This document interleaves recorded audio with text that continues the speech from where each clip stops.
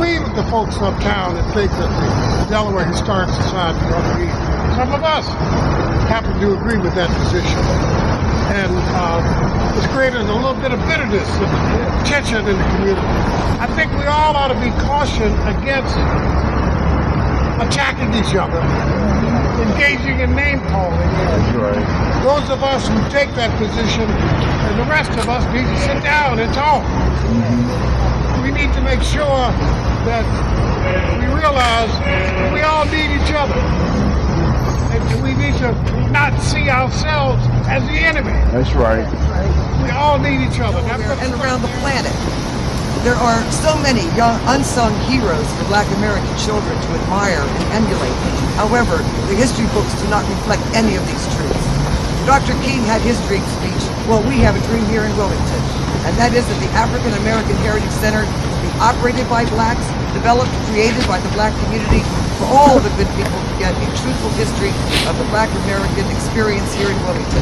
Come out Thursday at that building and make your voice heard. All right. It's quite simple. We have a right. We have a responsibility to maintain our sacred heritage. That's the point we've got to understand. You know, if you want children to behave a certain way, they've got to feel that they are important, that they are sacred, yes, and that they have a right to exist, and they are God-like. And they cannot feel that way when they go to public schools. They hear nothing about themselves. When they turn on television and it's all negative, fighting and killing. When they go to church, and I'm not trying to, because I was raised in the church, but our preachers and our teachers have a responsibility to our children. This is a sacred moment here. Because you know what? This is maybe one of the first times we had literally come together and said no more. This is the first time that we're talking to power and saying to power, whether they're black, white, pink, polka dot, or blue, that you have to honor us. You have to care about us. You cannot, no people in the world give their history to another people. And that does not mean it's racist. It means that you respect us. And we have to do it because we've never really had the full meaning of our own history. Hearts and prayers are with us. A lot has been said about this issue. It's not new. The argument is not new. The reason and logic is real, godly, and just. And I think, as you will probably join me, that it is ironic that on the Wednesday going into Dr. Martin Luther King's birthday, that we celebrate nationally that our mayor, an African American mayor, Jim Baker, would make such an insulting decision for the black community rather than to do the right thing. Comment in the paper saying that his quote, that this argument has gone on and debate way too long, as if it was us. Well, he was the mayor for the last 12 years now. Why didn't he do something? You know, let me just say this, and I'm going to close. I made a comment yesterday on TV. Just to reiterate. If Mayor Baker were a Caucasian mayor and had come down on our community over the last 11 and a half years, yes, sir, like he has, we'd have been running out of town. We'd have been running out of town. Blacks and goodwill whites together would have run him out of town. This man has cussed and fussed. He's insulted audiences, press conferences down the waterfront just a week or so ago. Threatened to fight and I'll kick your A for people who disagree with him. It's most unfortunate that he occupies the 9th floor and has done it for 3 terms. But let me tell you something. You go back and tell your friends that it's cold out here this morning.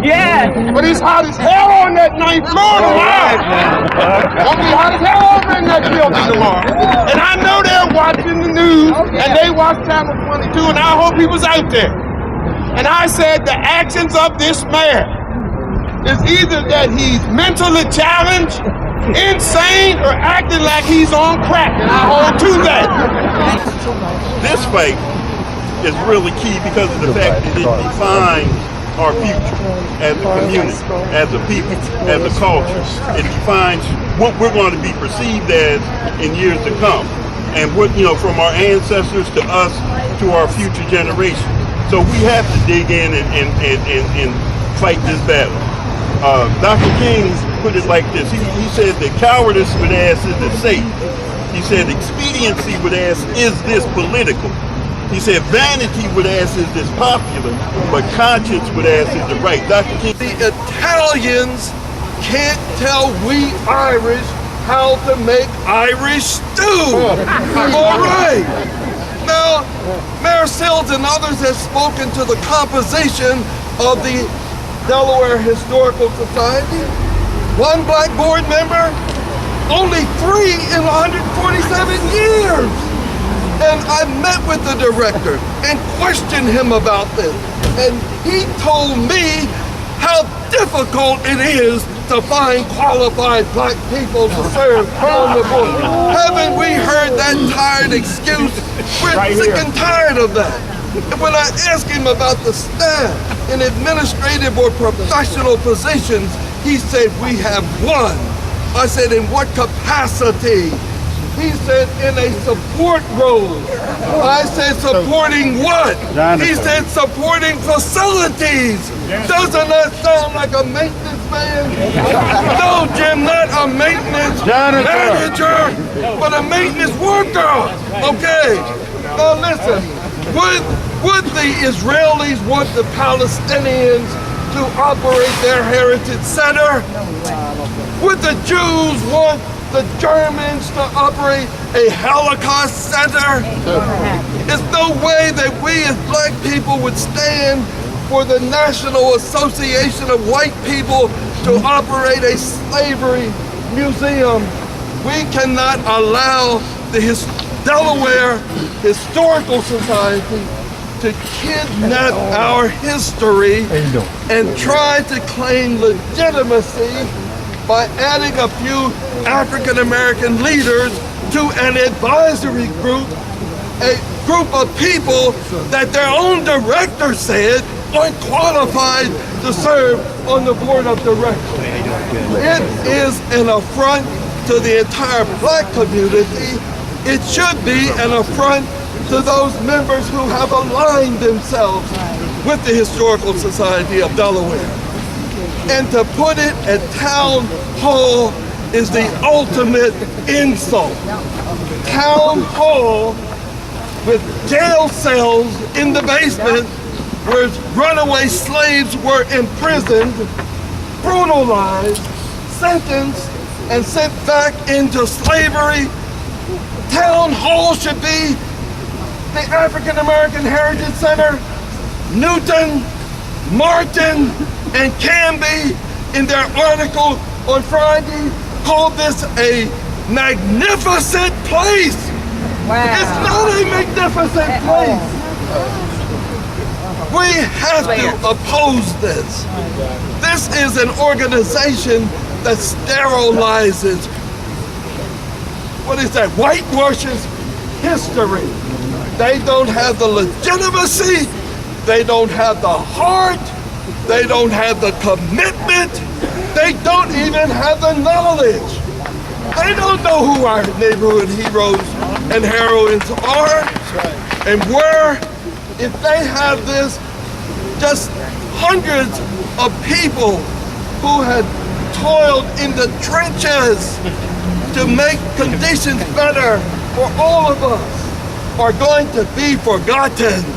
Because what do they look to in terms of our history? It's elites. Look at their board of their committee.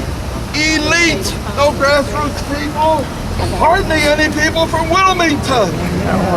We have to stand together. I know that we can overcome this. So I'm going to say, just because the mayor had the right to make this decision. And just because the Historical Society of Delaware had the right to put in a proposal to operate it doesn't mean that they are right. In the words of the Beatles, I'm going to say to Phoebe, come back. Joyce Martin, come back. Gene Nutter, come back. Lynn Howard, come back. Come back, all of you, where you belong. Amen. And we're going to have the door open for you. And when you come in the door, our arms are going to be open. That's right. We're going to embrace That's you. right. We're going to love you. That's right. Just like we always did. That's right.